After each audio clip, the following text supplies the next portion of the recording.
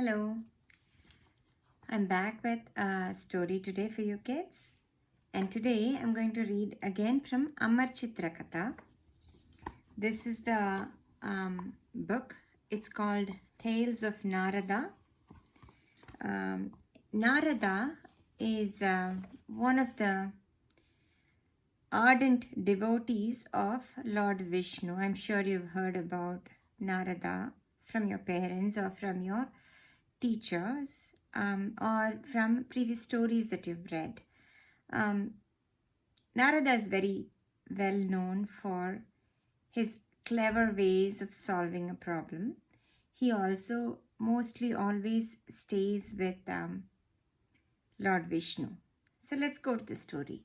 This story is called Who is the Greater Devotee? And it centers around Narada. Narada is the main character here. So Narada is sitting under a tree and he has his tambura. It's a musical instrument. It's a string instrument. He's playing it and he's singing. Then he thinks to himself, I sing the glory of Lord Vishnu day and night. Who can be a greater devotee than me?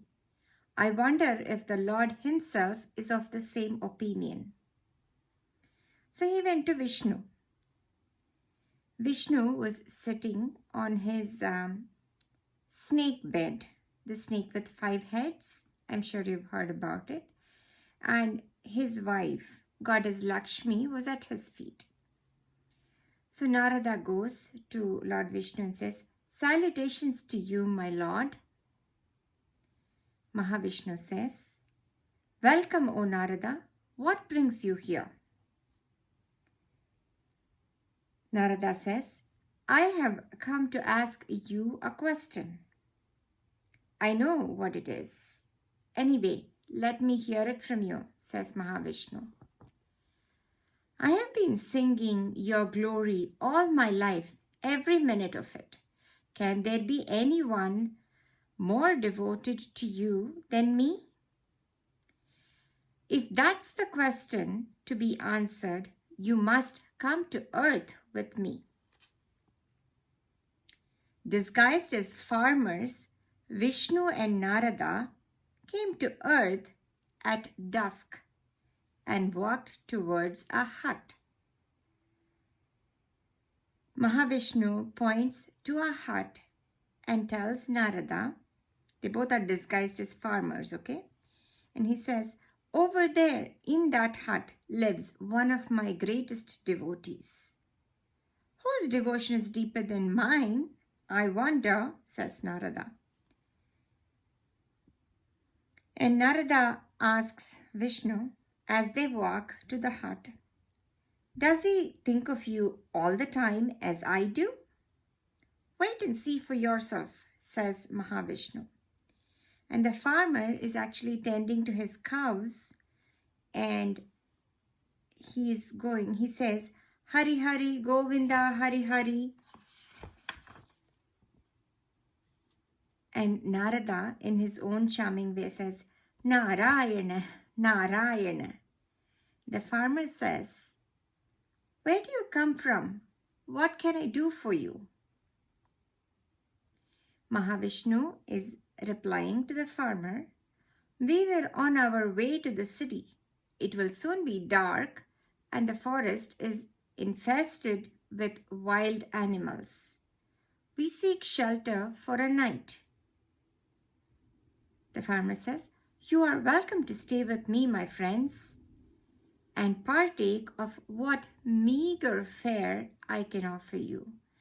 The word meager here means very simple, very normal food. It's not a grand feast or anything. He says, whatever I have, I will share with you. You can eat with me. I'll give it to you.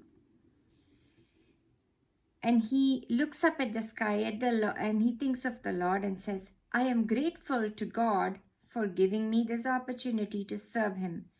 Praised be his name. And he goes into the kitchen where his wife is sitting with his 4 children. There are 2 guests in the house, please make some extra chapatis. The wife says, this is all the flour we have, and the children are clamoring for more food. The farmer says, never mind, the guests must have their fill. Make some gruel for the children. Gruel here means porridge. Okay, it's a very simple food. You can add as much water to it and make large quantities, so it will fill your stomach. So he actually decided to give away the chapatis that his children were supposed to have for the sake of the 2 guests that have come. That's how his generosity is, okay? Soon after they had finished eating the chapatis, Narada thinks to himself, how can this simple householder be such a great devotee? Maha Vishnu, in his own testing way, looks at the farmer after they have eaten all the chapatis that were there and says, I am still very hungry. The farmer goes to the kitchen and he asks his wife, is there any food left? And the wife is very perplexed. She says, nothing except the gruel I cooked for the children. The porridge she made for the children, that's what is left at this point. Vishnu and Narada finished that too. The farmer and his family had to go to bed hungry. And the children are calling out to the dad and saying, I can't sleep. I am so hungry.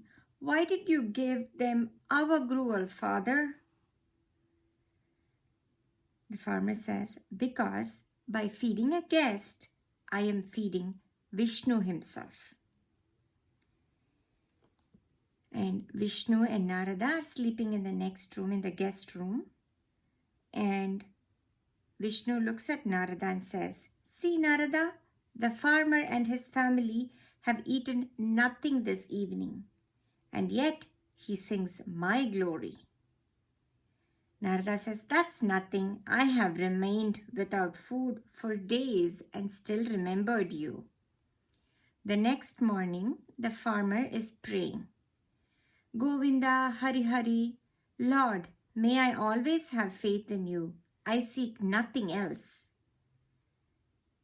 And when he is actually taking care of his cows in the backyard, he says, praise be to Hari who sustains the world. Lord be praised. Friends, I hope you slept well last night. You may stay here as long as you please. I must now be off to my fields. Maha Vishnu says as they are bathing, we'll come with you if you don't mind.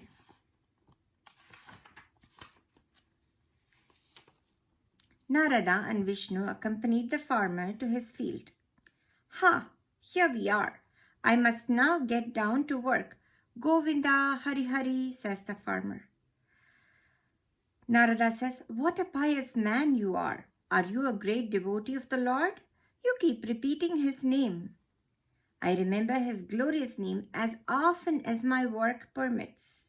How often would be that? Well, I think of Hari as I get up, before I go to bed, and as many times in between as my work permits. Narada says, I see. After they had taken leave of the farmer, Narada is jokingly telling Mahavishnu, he thinks of you at night, in the morning, and a few times in between, while I think of you all the time. And yet you call him one of your greatest devotees. Mahavishnu thinks to himself, you will soon see why, dear Narada. Vishnu gave Narada a vessel filled to the brim with oil. Balance this vessel on your head. Walk round that hill and come back here without spilling a drop of oil. Narada is kind of worried now. It won't be easy, but with your grace, is there anything that cannot be accomplished? And Narada set off. I must be cautious, otherwise the oil will spill. Aha! That was a close call. Had I slipped, the oil would have spilled. I must be more careful. And he's walking around. When Narada successfully completed the round, you're back. Good. But tell me, how many times did you remember me during the walk? Asks Maha Vishnu to Narada. Narada thinks about it and says, not once, I am afraid. How could I? All my attention was fixed on the oil and the vessel. That farmer has had hard work to do, yet he remembers me, at least a few times, while you could not remember me even once. Narada fell at Mahavishnu's feet and says, I concede it, my lord. Those who remember you amidst worldly cares are without doubt your greatest devotees. I hope you enjoyed the story. I really enjoyed it. I read this as a child and I often remember this story. And the message I take from it, which I want to give all of you, is there's nothing greater in this world than actually doing your whatever work you have. If you're in school or if you're playing, whatever you're doing, or if you're singing, doing that with your full devotion, full attention to it. That is the best form of devotion. For me, that's what it is. When I'm doing something, I focus on that and I try to. I mean, there are distractions.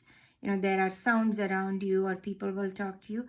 But I try as much to put my attention on it and focus on that work and get that work done. And the satisfaction you get after you do a good day's work cannot be compared to anything else. If you do that well, if you continue doing that, when you have troubles, you can think of whichever God you believe in, and it will be of great help. Hope you enjoyed the story today. I will come back to you with another story. Until then, goodbye and good night.